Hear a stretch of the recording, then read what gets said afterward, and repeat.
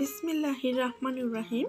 আসসালামু আলাইকুম viewers, welcome back to my channel Sharmin kitchen. কাছে কিংবা দূরে, দেশে কিংবা দেশের বাহিরে যে যেখান থেকে এই মুহূর্তে আমার ভিডিওটি দেখছেন, আশা করছি আল্লাহর অশেষ রহমতে সকলেই অনেক বেশি ভালো আছেন এবং নিরাপদে আছেন।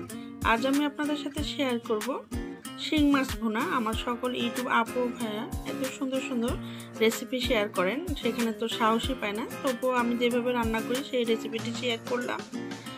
যারা নতুন রাঁধুনি আশা করছি তাদের অনেক উপকারে আসবে। তো আপনাদের কাছে অনুরোধ রইল ভিডিওটিতে একটি লাইক দিয়ে ভিডিওটি কন্টিনিউ করবেন এবং টেনে টেনে না দেখে সম্পূর্ণ ভিডিও দেখবেন এবং আমাকে সাপোর্ট করবেন।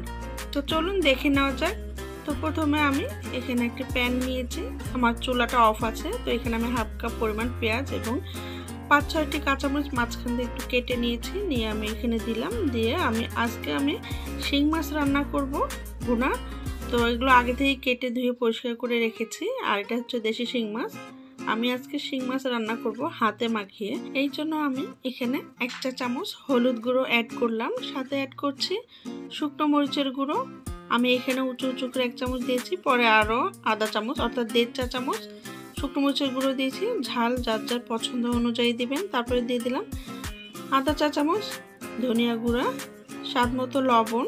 তারপর দিয়ে দিলাম হাফ চা চামচ রসুন বাটা, হাফ চা চামচ আদা বাটা। তারপরে দিয়ে দিলাম হাফ চা চামচের চেয়ে একটু কম জিরা বাটা। এখন আমি হাতে সাহায্যে তেল দিচ্ছি, সয়াবিন তেল। আমি 2 কোষ সয়াবিন তেল দিলাম, দিয়ে এখন আমি হাতের সাহায্যে মাখিয়ে নিব। আর এটা যেহেতু হাতে মাখানো, তো অবশ্যই একটু ভালো করে মাখিয়ে নিতে হবে। যত ভালো করে মাখা হবে রান্নাটা কিন্তু ততই স্বাদ বেড়ে যাবে। আর এতক্ষণ সময় যারা আমার ভিডিওটি দেখছেন কিন্তু লাইক দিতে ভুলে গেছেন, প্লিজ একটি লাইক দিয়ে ভিডিওটি কন্টিনিউ করবেন এবং টেনে টেনে না দেখে সম্পূর্ণ ভিডিও দেখবেন। তো আমার হাতের সাহায্যে মশলাগুলো মাখানো হয়ে গেছে। তো আমি মাছগুলো এখন হাতের সাহায্যে মাখিয়ে নিচ্ছি। আর এইভাবে মাখিয়ে রান্না করলে খেতে কিন্তু অসাধারণ লাগে। এই শিং মাছ ভুনাটা যদি একবার কেউ না খেয়ে থাকেন, একবার হলেও ট্রাই করবেন। আশা করব আপনাদের অনেক ভালো লাগবে। আর যদি কেউ খেয়ে থাকেন চাইলে কমেন্ট করে জানাতে পারেন। তো আমার এটা মাখানো হয়ে গিয়েছে। তো এখন আমি আমার পছন্দ অনুযায়ী পরিমাণ মতো পানি দিয়ে দিলাম। যেমন ঝোল খেতে চাইবে ঠিক ততটুকুই পানি দিতে হবে। তো দিয়ে আমি এখন একটু স্প্যাচুলা দিয়ে নেড়ে সমান করে দিচ্ছি। দিয়ে আমি ঢাকনা দিয়ে ঢেকে বলক আসা পর্যন্ত অপেক্ষা করছি। আমার মনে হচ্ছে পানি আর একটু লাগবে, এই জন্য আমি সামান্য পানি আর একটু দিয়ে দিলাম। দিয়ে আমি এখন নেড়ে চেড়ে সমান করে ঢাকনা দিয়ে ঢেকে রান্না করে নিব।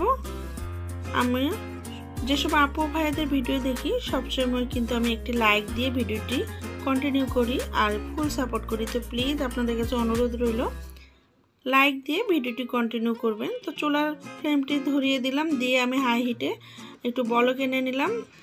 দেখুন স্ক্রিনে দেখানো নিয়ম অনুযায়ী। তারপর আমি স্প্যাচুলা দিয়ে নেড়ে দিচ্ছি। আর যেসব আপু ভাইয়া আমাকে সাপোর্ট করছেন, এতক্ষণ সময় আমার ভিডিওটি দেখছেন, লাইক কমেন্ট ও শেয়ারের মাধ্যমে আমাকে উৎসাহিত করছেন, তাদেরকেও অসংখ্য ধন্যবাদ।